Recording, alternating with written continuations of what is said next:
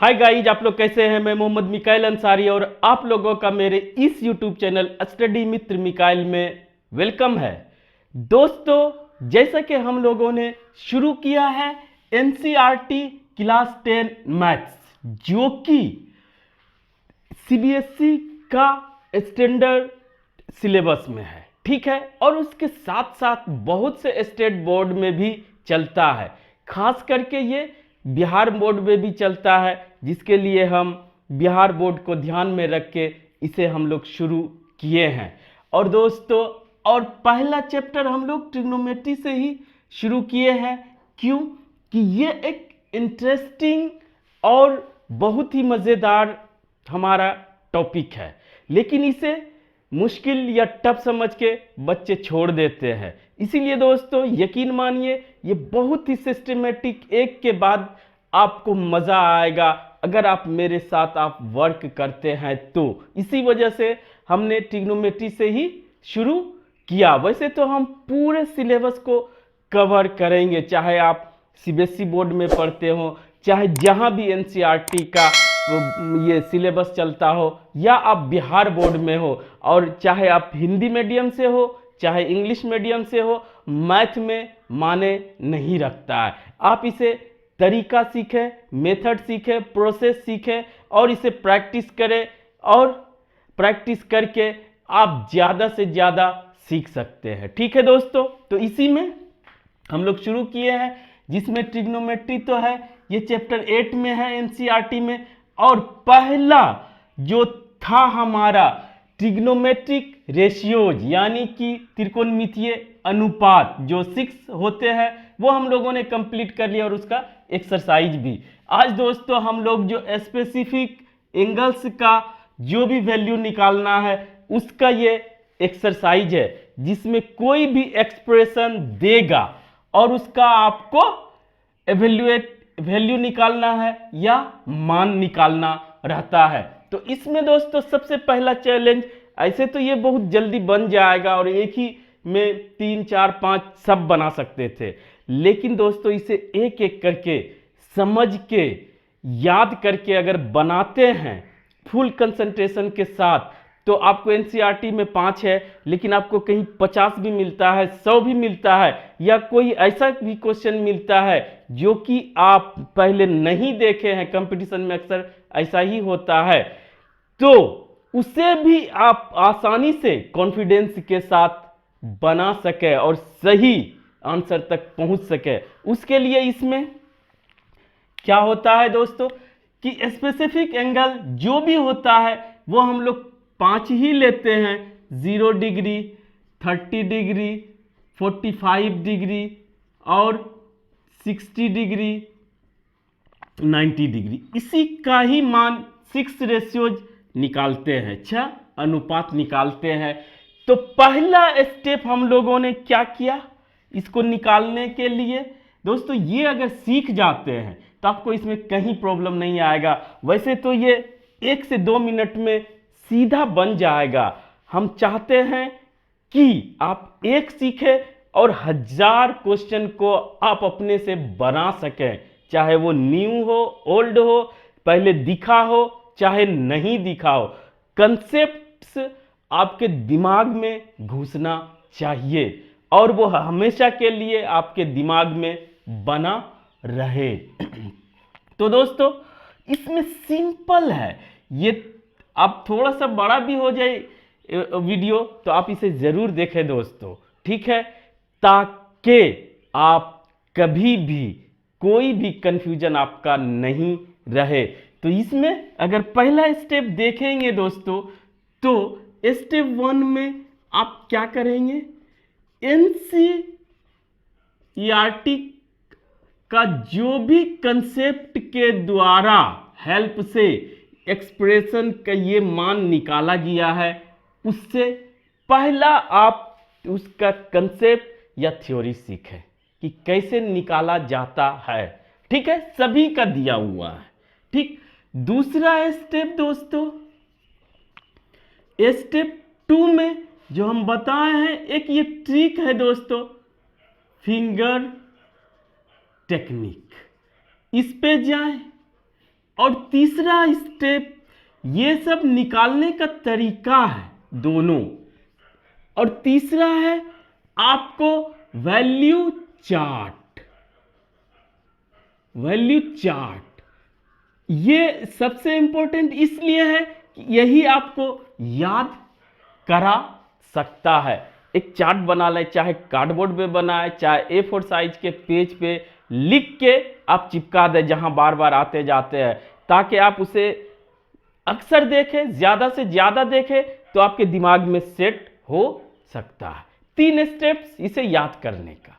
पहला तो निकालने का है, दूसरा भी टेक्निक है जो ऑथेंटिक नहीं है लेकिन इसे भी आप लगा के निकाल सकते हैं। तीसरा, इसे आप चार्ट बना के आप अपने पढ़ने के जगह पे रख सकते हैं। क्लियर? अब आइए दोस्तों, क्वेश्चन का अप्रोच कैसे लेंगे अगर इस तरह का एक्सप्रेशन हो, इससे भी मुश्किल हो और कभी आप नहीं देखे हैं उसमें भी मुश्किल हो, तो हम कैसे करेंगे। और एक और क्वेश्चन बार बार आता हो कि ये सब करने के बावजूद भी हमें कंफ्यूजन रहता है, तो उसका भी सॉल्यूशन है दोस्तों, वो हम लोग तुरंत देखेंगे बस थोड़ा सा आगे बढ़ने के बाद। तो पहला दोस्तों, इसका अगर सॉल्यूशन की बात करते हैं तो ये एक्सप्रेशन आपको लिखना पड़ेगा पहले में, ठीक है। cos 45 degree upon sec 30 degree plus cosec 30 degree.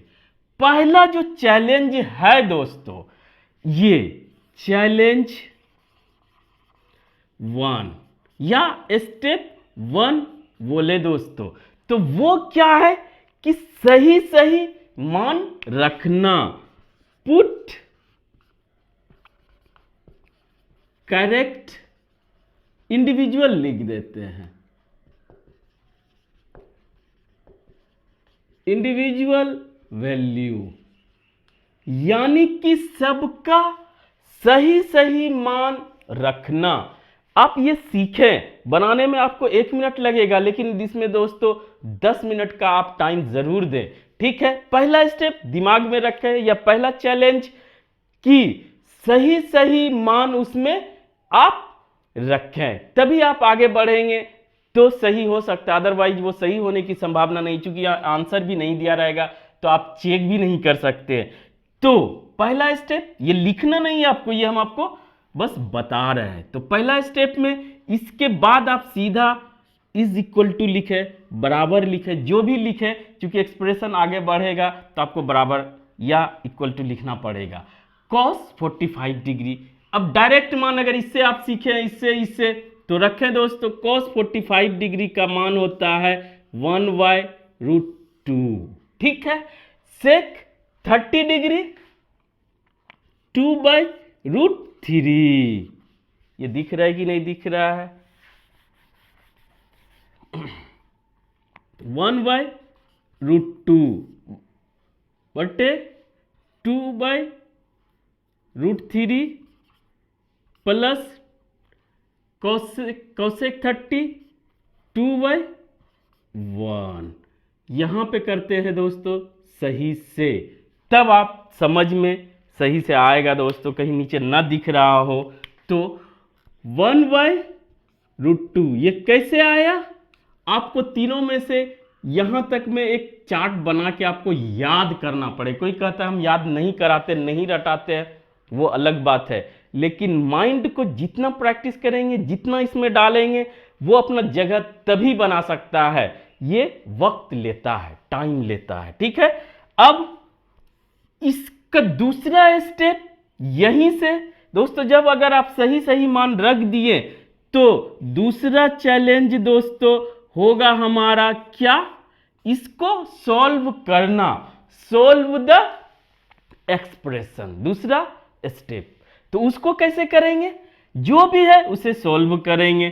तो दो तो पहले दोस्तों कॉमन है, इसको ले सकते हैं या यहीं से डायरेक्ट करें, √3, ठीक, 2 + 2√3।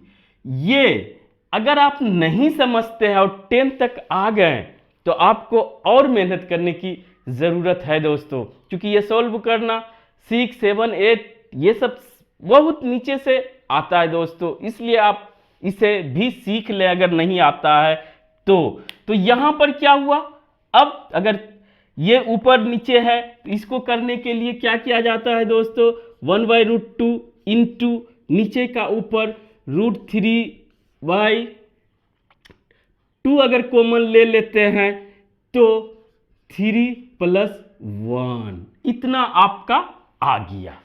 और सबको सॉल्व करें, दूसरा स्टेप यही है। तो इसको सॉल्व करने के लिए जो एक रूल है या नियम है दोस्तों, वो ये है कि आपको सिंपलीफाई करने के लिए नीचे रूट नहीं रखना है। उसके लिए क्या करते हैं, जो भी रूट में आता हो अगर सिंगल हो तो उसे रूट उतना ही रूट से नीचे गुना भाग यानी मल्टीप्लिकेशन और डिवीजन कर देते हैं। तो ये √2 है तो हम लोग क्या करेंगे, √2/√2। और दूसरा दोस्तों क्या है हमारा, √3 आ गया, 1/√3 + 1। अगर इस तरह से रहे तो इसका कंजुगेट बना देते हैं, यानी कि अगर प्लस है तो माइनस बना देते हैं बीच में और इसे गुना भाग कर देते हैं। अब बात यह है कि अब नीचे आ नहीं सकता, इसीलिए हम इसे दोस्तों ऊपर लेके जा रहे हैं। ठीक है, इसे आप समझेंगे। √3 और √2 कितना हुआ, √6। और दोस्तों ये √6 हुआ, उसके बाद हमारा ये बचा √3 - 1। ठीक है, एकदम आराम से कर रहे ताकि आपको कोई कंफ्यूजन नहीं हो। आप जितना फास्ट कर सकते हैं बस समझ ले दोस्तों। उसके बाद यहां इतना है, ये और ये, इसी को हटाने के लिए ये क्या हुआ, अगर 2 बार √2 आ जाता है ये कोई भी, तो वो क्या हो जाता है दोस्तों, 2 बन जाता है। 2 × 2, ये 2 हो गया, ये 2 हो गया, क्या हो गया, 4। और दोस्तों ये क्या हो जाता है, कोई भी चीज रहे a² - b² हो जाता है। ये पहले भी कर चुके हैं दोस्तों। तो 3 √3 का स्क्वायर 3 -1 का स्क्वायर 1। ठीक, आप इसे इसलिए बार बार इसे स्पीड से करते हैं या ज्यादा स्टेप नहीं लेते हैं कि दोस्तों आप ये पहले से आपको जानना चाहिए। हर हाल में नहीं जानते हैं तो थोड़ा सा आप इस पे वर्क कीजिए। अगर आप मैथमेटिक्स के दुनिया में आगे बढ़ना चाहते हैं तो ये कैलकुलेशन आपको हर हाल में सीखना पड़ेगा और इसमें प्रैक्टिस करके कॉन्फिडेंस लाना पड़ेगा। ठीक है दोस्तों, अब आइए सबसे आसान, नीचे रूट नहीं रहना चाहिए। √6 हमारा क्या हो गया दोस्तों, √6/4 × 3 - 1 2, और नीचे अंदर में √3 - 1। और सिंप्लीफाई अगर करना चाहते हैं, यहां पे आप रख नहीं सकते हैं दोस्तों, तो वहां पर कितना होगा, √6/8 × √3 - 1। अब इसको अंदर कर लीजिए, 1/8 6 × 3 कितना हुआ, √18 -√6। अब इसको भी और छोटा कर सकते हैं दोस्तों, 1/8 और ये √18 का 3² × 2 -√6। अब अगर इसको करते हैं तो यहां से दोस्तों हमारा क्या हो जाएगा, 3 निकल जाएगा। ठीक है, 3/√2 -√6 बट्टे हमारा 8। ये हमारा फाइनल आंसर हुआ, कितना, 3√2 - √6/8 ये आंसर हुआ। इसमें दोस्तों आपको क्या करना था, सबसे पहला काम कि आपको करेक्ट सही सही मान रखना है और दूसरा काम उसको सॉल्व सिंपलीफाई करना है। अगर नीचे रूट आता है और अकेले आता है तो उसी से गुना भाग कर देंगे। अगर दोस्तों प्लस माइनस में आता है तो अगर प्लस में आता है तो माइनस लेके गुना भाग करेंगे और माइनस में आता है तो प्लस के साथ गुना भाग करेंगे। और इसको जस्टिफाई कैसे करेंगे कि ये मान हमारा सही था या गलत था, उसके लिए दोस्तों यहीं पे फोर्थ स्टेप की आप कैसे सीखेंगे वो देख लेते हैं। वो उसके लिए सिंपल है कि सबसे पहले अगर हमारा 45 का मान निकालना है चाहे जो भी रहे तो आपको एनसीईआरटी का जो भी सॉल्यूशन है उस पे जाना है। और उसको क्या करना है, 45 के लिए आपको एक फिगर हमेशा चाहे लिखे चाहे न लिखे दिमाग में रहे, क्या, ये 45 डिग्री, और जब ये भी 45 होगा ये 90 तो ये भी 45 डिग्री और ये इज इक्वल टू ये। और इसको अगर 1 मानते हैं तो ये भी 1 और पाइथागोरस से इसको निकालेंगे दोस्तों तो √2 होगा। इस फिगर को अगर याद आप कर लेते हैं तो 45 का 6 रेशियोज आप आसानी से दिमाग में बैठा लेंगे और जस्टिफाई यानी कि आप उसका जो है सही है या गलत है वो चेक कर लेंगे। अब दोस्तों कॉस है, कॉस क्या होता है, cos 45 degree is equal to b/h, तो b 1h √2 जो कि मैंने लिखा। अब आइए दोस्तों सेक 30 डिग्री, इस फिगर को यहां पे हटाते नहीं है, इस फिगर को छोड़ेंगे और इसी के सॉल्यूशन पे जाएंगे। वहां से आप दोस्तों निकाल लेंगे इतना सा, ये 60 ये 30, ये ऊंचा होगा दोस्तों तब 30 बनेगा 30।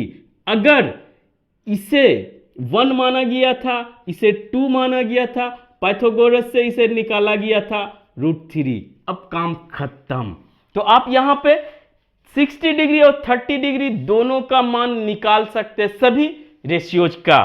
तो यहां पर हमको 30 डिग्री का था सेक 30 डिग्री, यानी यहां से चलेंगे दोस्तों, यहां से 30 डिग्री, और 30 डिग्री क्या होता है, कॉस का उल्टा होता है सेक, कॉस क्या होता है b/h, तो ये क्या होगा h/b, h ये फिक्स रहेगा, b √3, ये आपका वेरीफाई हो गया। अब कोसेक, कोसेक लेते हैं यहीं पे, कोसेक 30 डिग्री, कोसेक किसका उल्टा होता है, साइन का, साइन 30 डिग्री क्या होगा p/h, और तो उल्टा क्या हो जाएगा h/b 2/1। तो इस तरह से आप इस फिगर को याद करेंगे, जाएंगे कहां से, एनसीईआरटी से, तो आप इसे आसानी से वेरीफाई कर लेंगे। इस तरह से दोस्तों अगर आपको मजा आया होगा, आपको सीखे हो, प्लीज इसे लाइक करें, सब्सक्राइब करें और अपने दोस्तों के बीच शेयर जरूर करें दोस्तों। Thank you for watching, have a nice day.